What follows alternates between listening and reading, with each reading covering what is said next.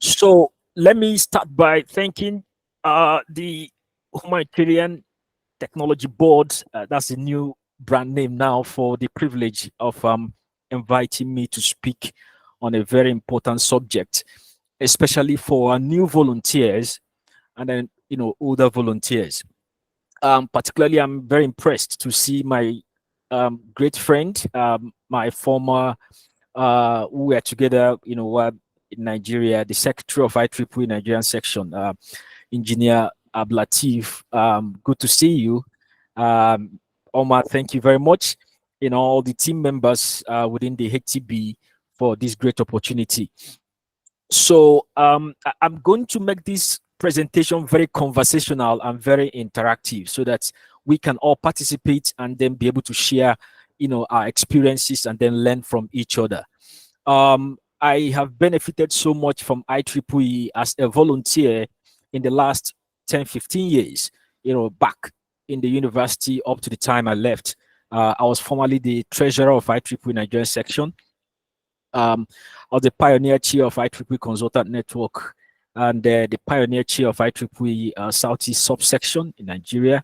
And I've held several volunteer responsibilities in Nigeria before I had the privilege of going out for research, in the UK. So I'm going to be speaking to you, from my humble abode. I'm currently in Wales right now. I left London. I'm in Wales. So you can see me here, one of the most beautiful cities in the UK. All the greetings from Wales to all the team. So, yeah. So before I talk about IEEE Skill Up Hubs and in Regionate, my presentation is going to be covered in three parts in no particular order. I don't have any particular outline, but I'm going to be speaking with respect to projects, activities, interventions, proof of concepts, and then how all this tie down to the subject of discussion, humanitarian projects, its management, with respect to teams as well. And then I'm going to bring in one of the great, one of our volunteers currently at the Federal University of Technology, Owerri, Dr. Amadi, who is currently the site chair of FUTU. He's we have the privilege of enabling FUTU to win the site project, which he's chairing right now. And quite interesting stories going on there. So he's going to come in at some point, to share some narrative and then to inspire other volunteers respect to what is going on. So we can learn together from our experiences. So one of the inspiration I got from IEEE was a time we had the privilege of, securing a fund to set up a skill up hub where people can be trained on different skill sets, especially at the local level, what we call the host community, the university environment where we have a lot of young people, that seem not to be doing anything. We're able to secure that grant and we're able to mount that program, got equipment, and a lot of young people were trained, and some of those have been able to establish on their own and are doing very well right now. And that project had continued to replicate and then produce very fantastic volunteers across the globe. When I came to the UK, I saw some of the young people that, we trained during the time we had that skill up sometime in 2019. And, he's working with one of the biggest companies in the UK, Deloitte. And then the other guy, AWS, and many of all the big companies, because they were able to participate through that. So the impact of the project is still very strong, and that's why we are continuing to drive the initiative. So our idea is just to inspire the global community to innovate for a better tomorrow, especially young people that deserves to be inspired. Of course, our objective still focuses on the general IEEE, general vision mission of IEEE, which is actually fostering technological innovation and advancing, benefits to humanity, and then driving deeper into the local communities, to create impact and then help these communities, to benefit from the tripods of IEEE. Some of the teams that have worked with me up to this time, you can see on the screen. These are very young, talented people. Good enough, I have the site chair of Futo here who is going to be making contribution. Some of the young people here have been so instrumental in carrying out local projects, respect to the grants and the projects we've had in the past, within that environment. So before I dive into my projects, the subject, I want to talk briefly about a project that I'm currently doing.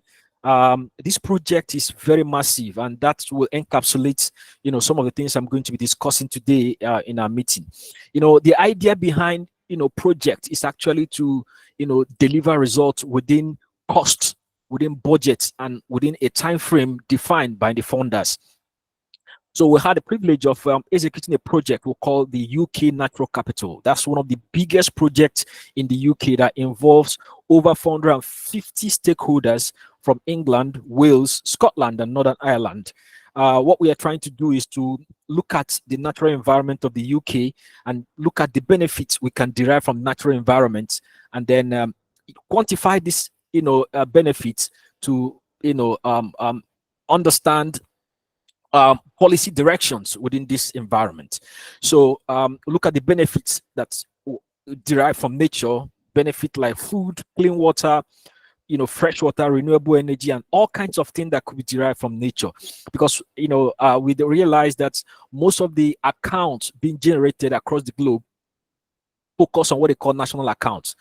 People do not take care of the environmental contributions of the assets. And so right now, globally, as part of the United Sustainable Development Goals, they're looking at the impact of the environment.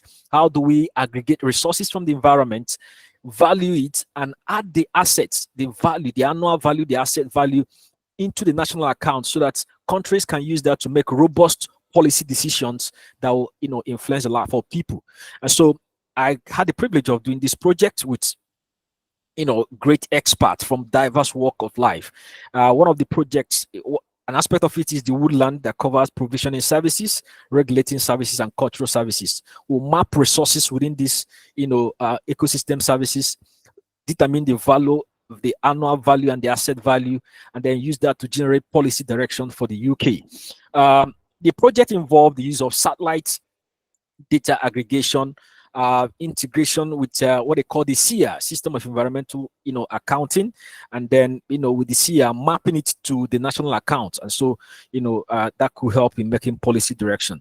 So in the project, I have to do some mapping, determining the extent of the assets within the UK with respect to environment, quantify the physical flows, and then determine the monetary value. I have some economics, some accountant, operational researchers, data analysts, all working with us to help to extract the annual, the asset values, and the flows, so that we can use that to aggregate the value we get, they add it to the national account to form a comprehensive account for national development. So when you hear the countries talking about GDP, they're not just talking about GDP in terms of the conventional services, goods and services, but they're talking about GDP with respect to contribution of nature.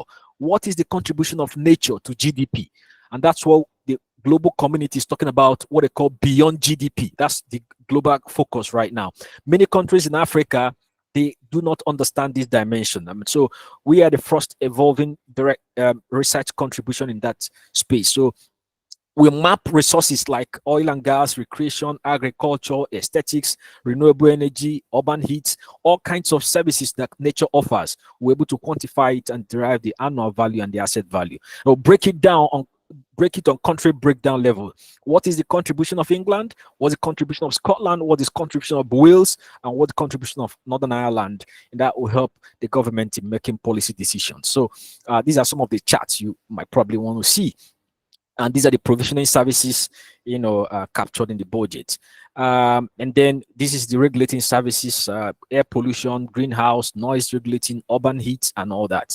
And at the end of the day, we use it to do a general mapping, kind of heat map of what the UK look like in terms of their assets respect to some of these ecosystem services. So we generate this with this. This help the lawmakers, the UK government, to determine how to, manage the environment, how to harness resources, how to, create policies that will help to maximize the benefit derived from nature, and then that contributes significantly to the GDP. That's a new concept within the, framework, and the United Nations and then UNDP they depend so on the outputs, to reinforce and re-enhance the sustainable development goals that you keep hearing about. So that's a brief about the project I've been doing. This project is worth over 1.7 trillion US pounds currently in the UK. And that's quite significant. And so there are a lot of experiences, the experience I gathered through this project. I'm going to be sharing that in consonance with what I'm doing, what I've done with IEEE, so that people can learn. So IEEE generally, look at the map, especially for the new joiners. IEEE is divided into region 1 to 10. And so within region 8, we are focusing, right? We have Africa, Middle East, and Europe. Most of the humanitarian interventions are covered within this region. And I've been privileged to review some projects. I've been able to work with some experts within this region with respect to humanitarian project, and it's been very interesting. And so one of the things I discovered that humanitarian project as it stands is very important, within the region 8. And then for the Humanitarian Technology Board, what we used to call the Humanitarian Activities Committee, the emphasis has been on humanitarian technology and sustainable development activities, such as fundraising at the grassroots level, utilizing technology to address local challenges, just like what Mr. Omar just mentioned. As at 2013, the board, have actually, funded so many projects, many projects across, the different regions, and, impacting and changing the world. The impacts of those projects are very pronounced, and we can see that. Over 369 projects have been, supported, and then we have different project teams building partnership with local communities to identify specific needs, develop plans that cut across development, customization, and with respect to deployment of technology, changing narratives within the local communities. Relevant environmental, cultural, and infrastructural issues have been identified in course of this project. Many of the communities that benefited from this project have scaled up some of these projects, just from seed project to substantial project that seems to be changing narrative around the world. I'm going to be sharing some of these experiences as we make progress. So we have partners with local government, NGOs, schools, universities, neighborhood association, companies, in deploying solutions effectively. The impact of humanitarian projects, have helped local communities, industries to actually synergize, come together as critical stakeholders to see how they can change narrative in the local environment. So let's talk about managing IEEE project. Now, basically, it's the same concept around project management. I'm happy we have project management experts here. So with respect to managing humanitarian projects, project management is a generic concept that's applied across all market segments, be it in the humanitarian activities field, be it in software, be it in hardware, anywhere at all.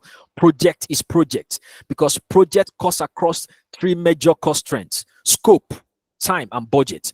And that's synonymous with IEEE sponsored humanitarian project. It's actually within a scope. If you look at the call for proposal, there's a scope, there's a time frame, there's a budget. And these three elements must be captured in implementing a project. Now, let's look at it critically. A project is basically a process of managing, leading a group of teams to achieve project goals within specified constraints. The major constraint here is scope, time, and budget. So if you are going to the hack project or HTB project, one thing that you must bear in mind: there's a scope, there's a time frame, and there's a budget. Anything outside this, will not see the light of the day. Your objective of project management here is actually to produce a complete project which complies with the HTB aspiration and objectives. So this is quite different from the conventional project people do, where you define what you want to do. Your project must align with the objective and aspiration of the HTB. Otherwise, it will not scale. In many cases, the objective of this project is just to shape or reform, existing technologies and address specific objectives. Usually, there are some challenges, like optimizing allocation of resources, inputs, and applying them within predefined objectives. Usually, we'll have problem with resource allocation. I'm going to talk about that, briefly. So we have time, cost, budget. Now, more importantly, quality. Because of the short time frame involved, sometimes we are not able to assess the quality of the project we're doing. And that's where the major challenge lies within the HTB project. How do we assess the quality of work delivered? Despite all the assessments, all the metrics, we still do not have project that satisfy this quality. And that's why, as a step forward, one of the things we are looking at is to see how we can create sustainability so that over time we can create a more robust project, and then that project should continue not just at the seed level but becomes a prototype or a proof of concept, that could be sustained and then help to drive solution in that community. Now, project management in this context talks about communication. How do we communicate? What problem are we going to be looking at solving that is sustainable? What kind of teamwork are we going to be looking at? What cost budget? What are the controls? What are the risks? What are the plans and all that? So these are all elements captured within project management in this context. And it's important to know that each one of these components is very critical to the success of the overall project.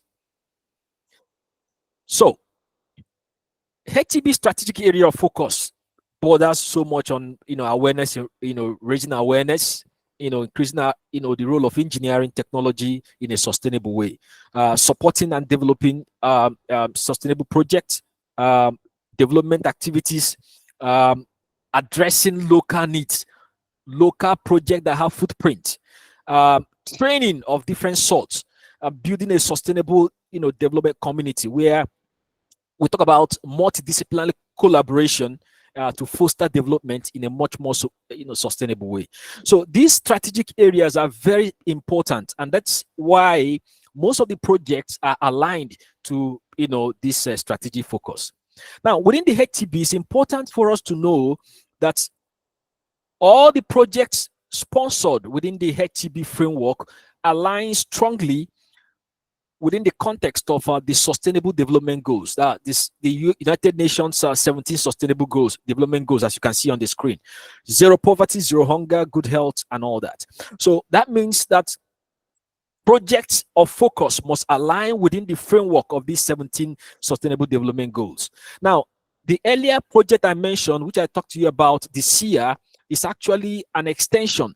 Most of the output from the SIA are mapped into this 17 Sustainable Development Goals, and this has been very useful to the UK economy. Those in Scotland, those in Wales, those in Northern Ireland and all that, benefiting so much from the assessment. So within the HTB context, the areas of focus is summarized within these Sustainable Development Goals, and then the case studies here could be by these goals or by technology mapping. Now, by technology mapping, okay, I'm going to talk about that shortly.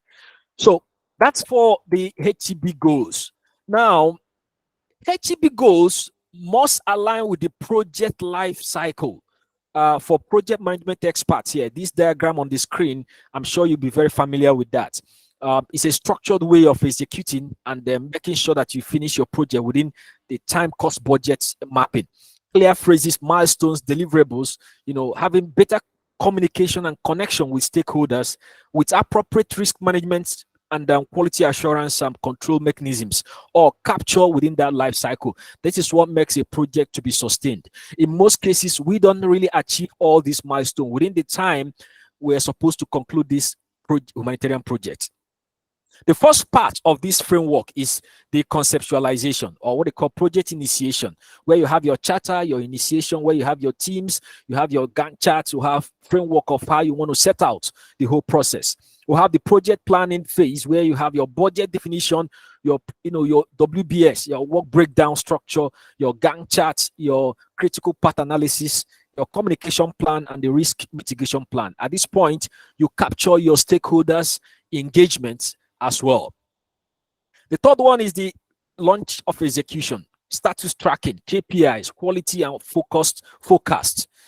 The fourth framework is the performance control, objective, quality deliverables, effort tracking, performance. And then the final phase is the post-mortem and reporting and all that. Now, within this framework, there are several umbrella activities that goes on within these 5 pillars. And these are supposed to be captured within the humanitarian project management framework. All the actors and stakeholders when we are reporting those projects, there are forms and then there are templates which we are supposed to use, to capture some of the metrics used in making this assessment. So that means as you are engaging in humanitarian activities project, you must have a clear picture of these 5 pillars and be sure that your project aligns significantly with all these pillars. In most cases, you might not get it 100%, but the elements within these pillars will help you to achieve a very robust and a very sustainable project. These have been very useful to me as well in the project that I execute. Now, the first part was by goal. Let's look at the technology dimension. The Humanitarian Activities Board have very strong inclination, to project that aligns to agricultural technology. I picked some use cases in Argentina and in Malaysia. This kind of projects, being, valued by the Humanitarian Activities Board, which is, example of improving wind power, system in Argentina, Malaysia, solar power system, IoT integration for hydroponic system. The adoption of ICT, in driving humanitarian intervention, like the COVID-19 robots in Nigeria, the community intranet deployment in Ecuador, the wind power system in Argentina, water sanitation projects, data-related projects, sustainable power development technology projects, like the ones highlighted on the screen. So projects that have technological relevance, that have impact, are valued by the Humanitarian Activities Board. That's one of the things that they preach about. So if you are applying for project or grants and your project do not align with some of these technology focus or focus by sustainable development goals, then you might not be able to scale. Most of the projects we've seen being published and approved satisfy the requirement of technology and then goals. So it's either you're focusing strictly on the sustainable development goals or you're adopting technology to drive local impact. And that is what HTB seems to be, emphasizing. So let's talk about some of the success stories. Some of the success stories from our end, we have seen quite a lot of what they call it, enthusiasm, attention, interest, in some of these local projects. Some of them started in a very, problematic and very difficult mode, and we're able to take it to a phase that we are now looking at replication and them, making this project more sustainable. Now, I'm going to talk about some of the challenges and the problems as we move on. The first project you've seen on the screen is actually the COVID-19 marketplace robots that we did during COVID-19, where we try to ensure that doctors get back to hospital and then be able to see their patients. Once these robots were able to scan them, verify that they are COVID-19 free in terms of those metrics, temperature, humidity, and all those variables, oxygen, oxygen saturation level and all that. The robots were able to scan and determine that, candidates, patients are free from those, vitals, and then they could be able to see the doctors. So the hospitals who had a lot of stakeholders engagement, who have a lot of interactions, and were able to, the first milestone. Now, this project enabled many universities to understand the impact of robotics, how robotics can be scaled to solve problems of, what they call it, peer-to-peer signaling, how to determine vital signals, communicate with remote agents, and then use it to do some form of analytics. Those were quite interesting knowledge that we never knew that's possible. But through this project, we're able to, identify such possibilities. This is the Accident and Emergency Unit of University of Calabar Teaching Hospital, where we deployed the first proof of concept. At that point, we had the fumigation process. The robot can do the fumigation. It can send SMS alerts to doctors. It can determine temperature scanning and then be able to, profile for analytics. That was actually the proof of concept.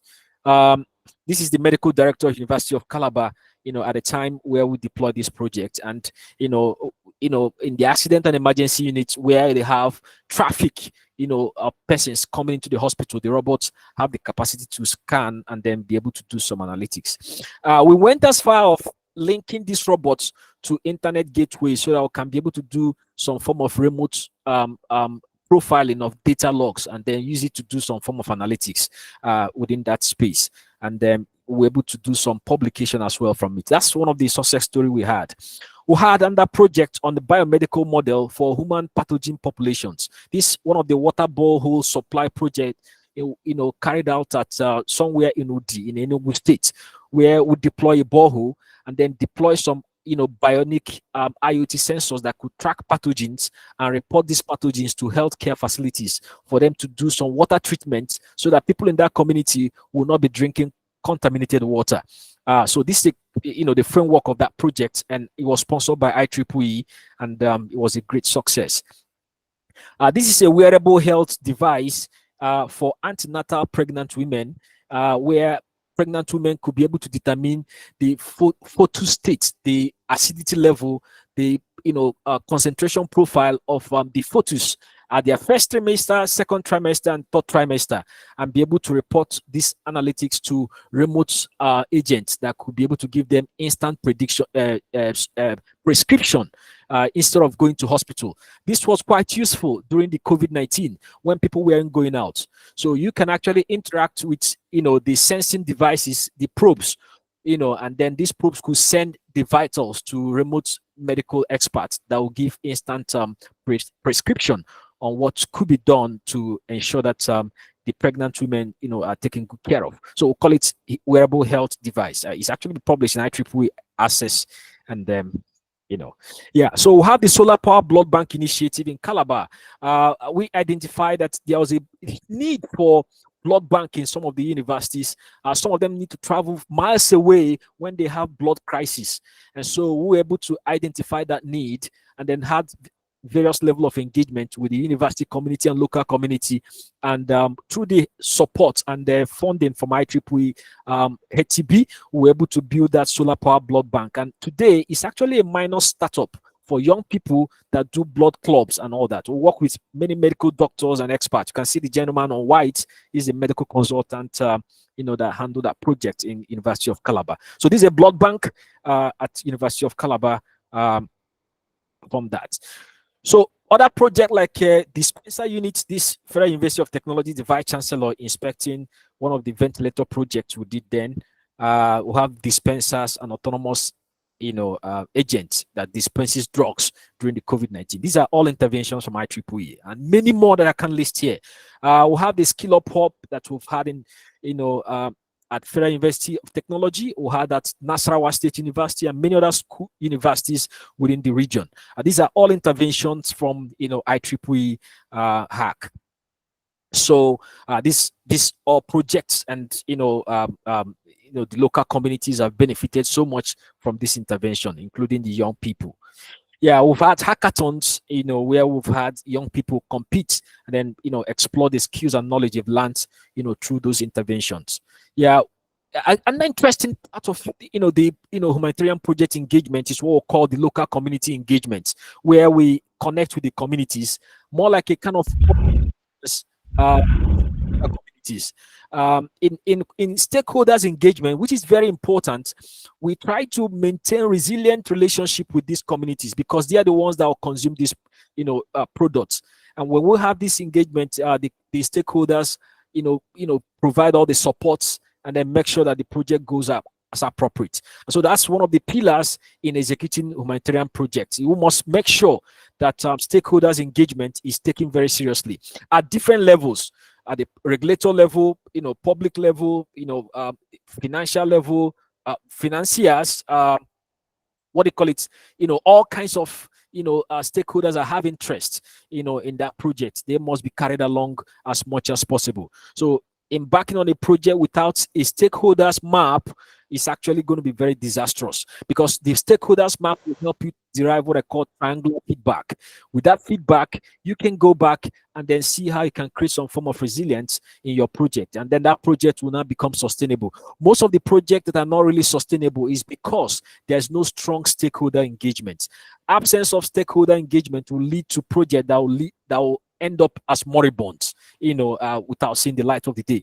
And so that's a very important part of local community engagement, getting all the stakeholders, getting them, carry them along understanding their needs and making sure that that project aligns strongly with their interest. The one you see on the screen, that's the Vice Chancellor of University of Calabar.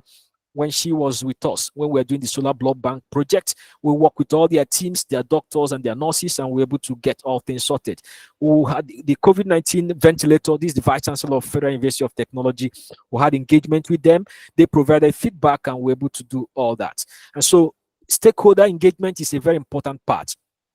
One of the things that makes, site group projects, like we mentioned earlier on, is the local engagement, cross-sector disciplinary engagement. I'm going to talk more about this as we make progress in the next slide. The global network, and then the commitment to carry everyone along makes site group project very fantastic, makes, hack sponsored teams very fantastic. We're going to talk about that briefly with respect to that. Now, one of the another important component of effective team building, I look at the SEAL framework. If you look at the US, sea, air, land team, what they call the US SEAL, they use a concept known as care loop. Care loop is a very important concept in project management, where we talk about connection, we talk about achievement of results, respect and empowerment of all the team members.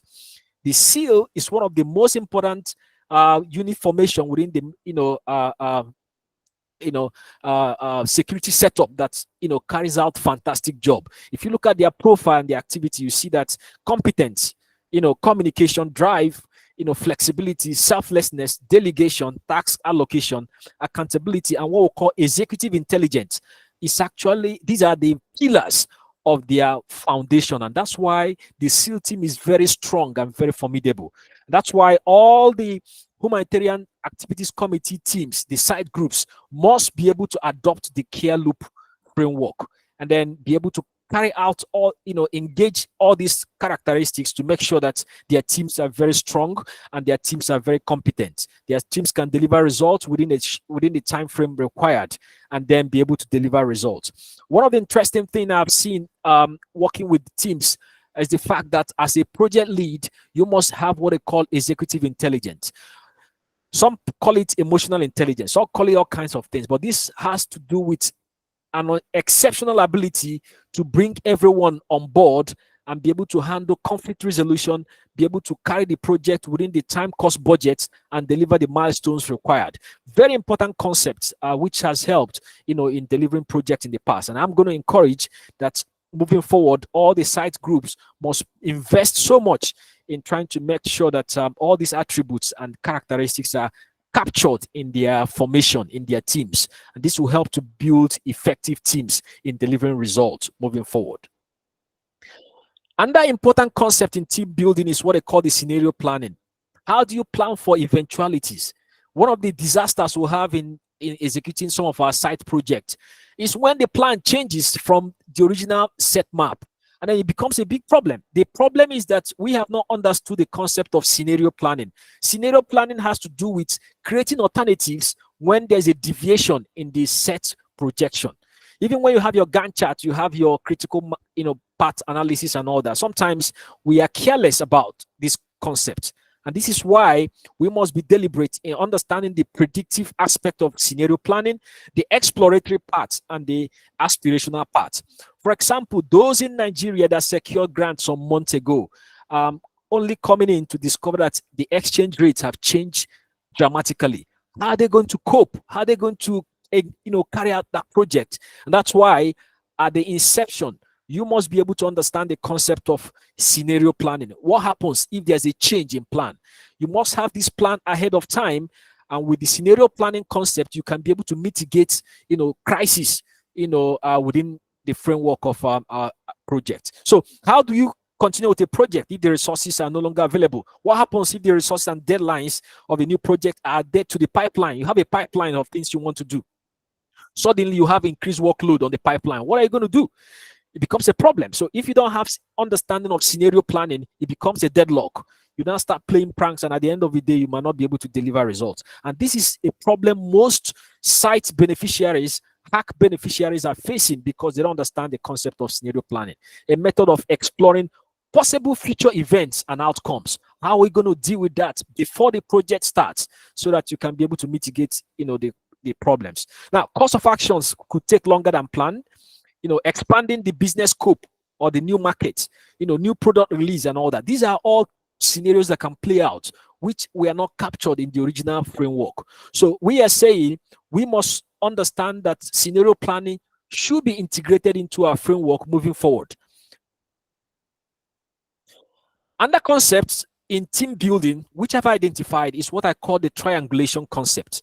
In triangulation concept, we understand that the project leads are not perfect. They are not robots. They are not perfect human beings. They should be able to leverage sincere support of the team members to ensure that the project goes as planned. So in triangulation, what you do is to identify a minimum of 3 support expert groups and locate yourself within them to identify your strengths and weaknesses, what they call SWOT analysis. You do SWOT analysis within the triangulation. We call it feedback. Without feedback, it becomes a big problem. The reason why we do stakeholders engagement is to obtain feedback. The reason why we bring in trusted friends that could tell us the truth of how our project is going is to ensure we do triangulation map. So find at least 3 people, obtain very honest feedback with respect to the project you're doing, and locate yourself within that framework. That's very useful. It helps you to keep track. Ask hard questions. This project, is this really going? This is what we plan to do. This is what I've achieved. Does this really make sense? What can be done and all that? Such engagement helps us to obtain very reasonable feedback. So we'll call it triangulation map. Very important in project execution, especially when you start dealing with very complex projects. You might need to have, a clear framework on triangulation map. Gantt chart is very important. I know that that's one of the components we use, but we need to be much more intentional and deliberate in creating our Gantt charts when we're executing a project. That will help us to actually understand the schedules, the deadlines, and then be able to follow up the project within the time. Remember, we have 3 major constraints which we identified when we are talking about the project management in humanitarian projects. The cost, budgets, and then the timelines. Of course, quality as one of those components. So, a good Gantt chart will help us to achieve that objective.